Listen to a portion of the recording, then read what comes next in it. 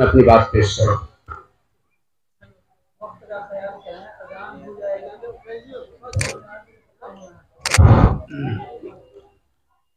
अल्हम्दुलिल्लाह वस्सलातु अला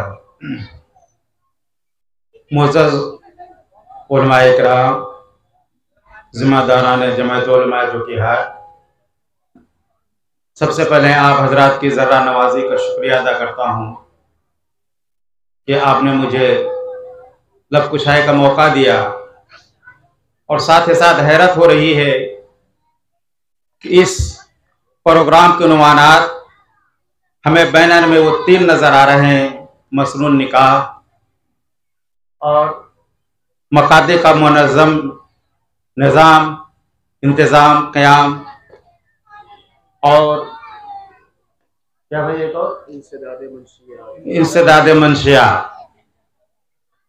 इन 3 उन्वान के लिए 3 मिनट का वक्त दिया जा रहा है।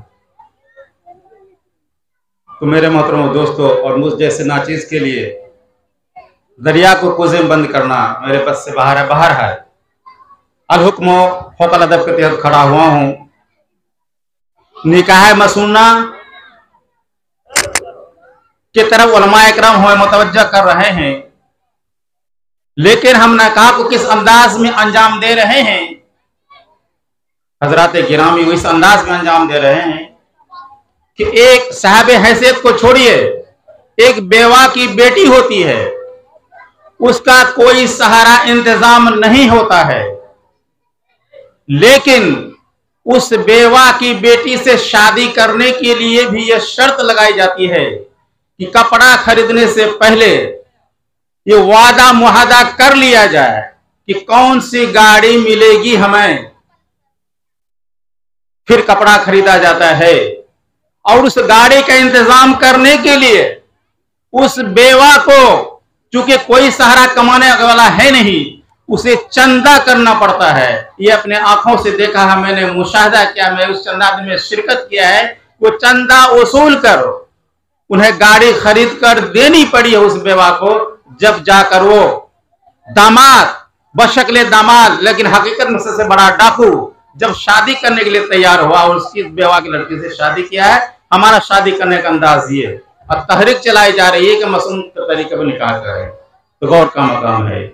और मेरे मोहतरम दोस्तों, मकातिब का क़याम मुझे याद है तकरीबन 91 या 92 में इसी सरजमीन में, इसी नदी धार में एक जलसा हुआ था, जिसमें हजरत मौलाना मुफ्ती वासिफ साहब दामद बरकातुहू तशरीफ ले आए थे। और उन्होंने कहा था मकातिब के बारे में कि किसी मकतब के मुदर्रिस से अगर पूछा जाए कि आप कहाँ पढ़ाते हैं, वो झिझक महसूस करते हैं, शर्माने लगते हैं ये बताने में कि मैं फलां मकतब का मुदर्रिस हूँ। लेकिन मुफ्ती वासिफ साहब ने कहा था क्या फख्र के साथ कहिए कि मैं फलां मस्जिद के फलां मकतब का मौल्लिम व मुदर्रिस हूँ, वहां मैं बच्चों को तालीम देता हूँ। आप फख्र से बयान कीजिए, फख्र से कहिए, इसलिए कि आप मकातिब में अगर बच्चों की तालीम की इब्तिदा नहीं करेंगे तो हमारे दारुल देवबंद कैसे पहुंचेंगे। तो मेरे मोहतरम दोस्तों, इसलिए जरूरत इस बात की है कि हमें इंजीनियर, डॉक्टर, अपने बच्चा को सब कुछ बनाना है, लेकिन पहले इंसान और मुसलमान बनाना है। और इंसान मुसलमान बनने के लिए शर्त अव्वल है कि हम मकातिब के ज्यादा से ज्यादा क़याम करें और बच्चों की इब्तिदाई तालीम वहां दिलवाएं। और मेरे मोहतरम दोस्तों, इंसदाद मंशियात, नशाखोरी आज हमारे नौजवानों में ऐसा आम है, ऐसा आम है, किसी गांव की तखसीस नहीं, हर एक गांव में अगर आप गिनना चाहें तो ना पीने वालों को आप उंगली पे गिन लेंगे कि फला फला लड़का सिर्फ नहीं पीता है, लेकिन पीने वाले बेशुमार। और मेरे मोहतरम दोस्तों, और नशा पी के इस्तेमाल करने के बाद अभी ताजा खबर कल किसी सरपंच ने मुझे सुनाया कि एक शराबी अपनी बीवी के साथ ऐसी बदसलूकी करने लगा पी के आने के बाद कि उसका ससुराल वाले आजिज आकर अपनी बेटी को रोक लिया, उनके यहां पहुंचने नहीं देने लगा। लेकिन वो शख्स क्या किया, उस पीने के बाद जब उसकी बीवी नहीं आने लगी, वो ससुराल पहुंचता है, एक ठंडा का बोतल खरीदता है।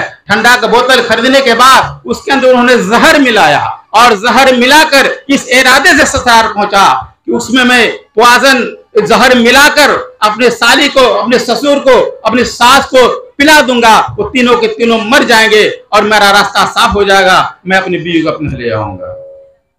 तो मेरे मोहतरम दोस्तों, ये हाल है नशाखोरी का।